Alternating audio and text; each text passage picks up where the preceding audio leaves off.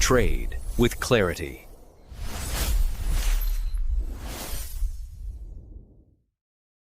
Most traders draw trend lines that fail instantly. Too steep, too flat, or anchored to the wrong swings.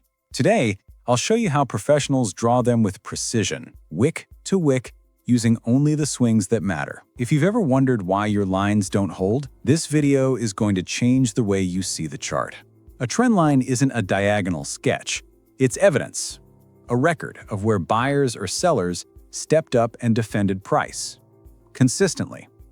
Every wick that rejects a level is a vote.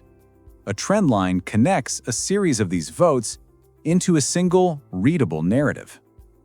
When you draw trend lines the right way, you're visualizing market psychology, where the crowd flinched, where the institutions defended, and where the imbalance shifted. Rule 1. Wick to wick.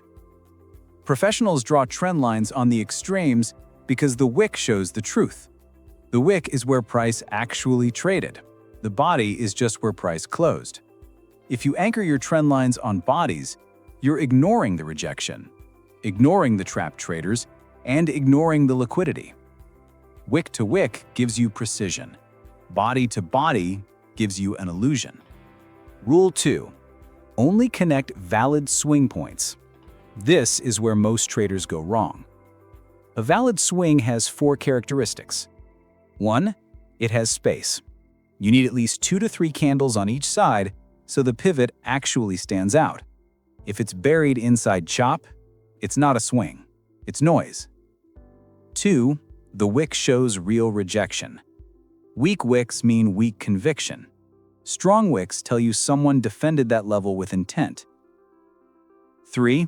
The swing creates structural rotation. In an uptrend, the higher low breaks a previous high. In a downtrend, the lower high breaks a lower low. If structure doesn't shift, it's not a meaningful pivot. 4. It forms on a clean leg of price.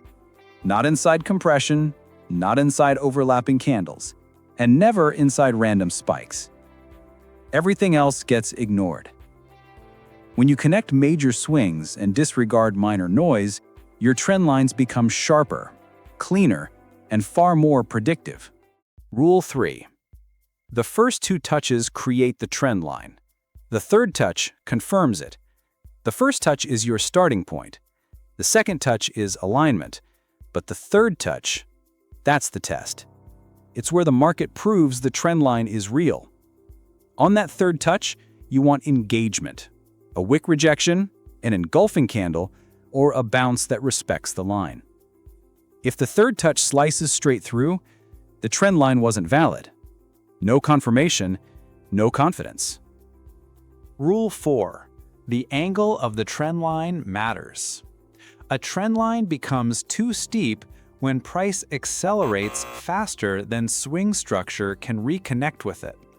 If the market completes a full swing, a push and a pullback, but never returns to the line, the angle is unsustainable. Steep lines break first because they're built on momentum, not structure. A trend line becomes too flat when price slices through it without reacting. If candles pass back and forth across the line, you forced it. A valid trend line has a natural slope that matches market tempo. Consistent interactions, clean connections, meaningful reactions. If you have to bend the line to make it fit, it doesn't. Rule 5. Extend your trend line into the future. The reason professionals draw trend lines isn't for what happened, it's for what might happen next. Future touches show continuation. Future breaks show reversal. Future retests show strength or weakness. A trend line only becomes valuable when price returns to meet it. Here's just as important when not to draw a trend line. If structure overlaps 3 or more times, skip it. If the market is compressing, tight, sideways, overlapping, skip it. If your trend line touches everything but respects nothing, skip it. Trend lines only belong on movement that has clear intention, clean legs, defined swings, obvious reactions. If the market doesn't have a story, don't force one. In an uptrend, connect wick lows that created higher highs. In a downtrend, connect wick highs that created lower lows. This ensures your trend line is anchored to structure that actually broke the market forward or downward. The more meaningful the swing, the more meaningful the trend line. Let's put this into practice. Here are your major swings. Take a moment. Identify the pivots with space, with rejection, with structure shifts. Ignore the inside noise.